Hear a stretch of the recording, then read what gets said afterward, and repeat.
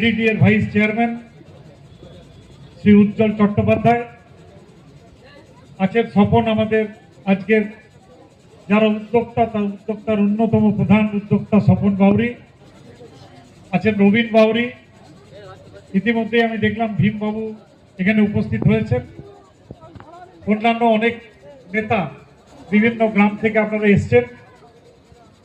পরবর্তীকালে নিশ্চয়ই আবার আপনাদের সাথে কথা হবে এবং মিটিং হবে, কিন্তু বর্তমানে যেহেতু আমাকে কলকাতায় যাব, কালকের থেকে বিধানসভা শুরু হবে, কাল সকাল থেকে, যার জন্য আমাকে কলকাতায় রাতের মধ্যেই ফিরতে হবে। তাই তাড়াতাড়ি আমি বক্তব্য রাখার জন্য চেয়ে নিলাম।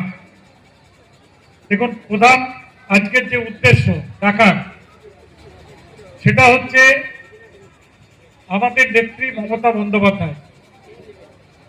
মমতা বন্দ্যোপাধ্যায় 2011 সালে আপনাদের আশীর্বাদে তিনি পশ্চিমবঙ্গের মুখ্যমন্ত্রী হয়েছেন এবং মুখ্যমন্ত্রী হওয়ার পর থেকে আজ পর্যন্ত তিনি 94খানা প্রকল্প তৈরি করে দিয়েছেন। 94। এই 94টা প্রকল্প কাদের জন্য? 94টা প্রকল্প পশ্চিমবঙ্গের মানুষের জন্য।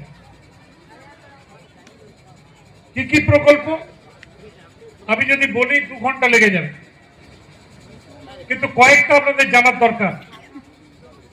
যেমন আজকে পশ্চিমবঙ্গে একমাত্র রাজ্য যেখানে বিনা পয়সায় রেশন দেওয়া হয়, ফ্রি রেশন। আগে পকেটে টাকা নিয়ে যেতে হতো আর থলি নিয়ে রেশন দোকানে যেতেন, টাকার ভাগটা বেশি হতো, রেশনের ভাগটা কম হতো। এখন কিন্তু আপনাদের টাকা নিয়ে যেতে হয় না, খালি থলি নিয়ে গেলে রেশন পেয়ে যান। সরকারি হাসপাতালে চিকিৎসা বিনা পয়সায়, কিন্তু তারপরেও 5 লক্ষ টাকা পর্যন্ত স্বাস্থ্য সাথীর কার্ড আপনাদের জন্য করে দিয়েছেন কে? না, মমতা ব্যানার্জি। যে কোনো বড় হাসপাতালে মাথা উঁচু করে আপনারা চিকিৎসা করিয়ে আসছেন, কোনো টাকা দিতে হচ্ছে না।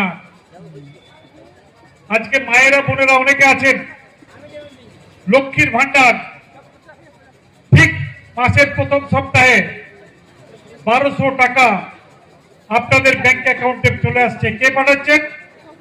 মাননীয়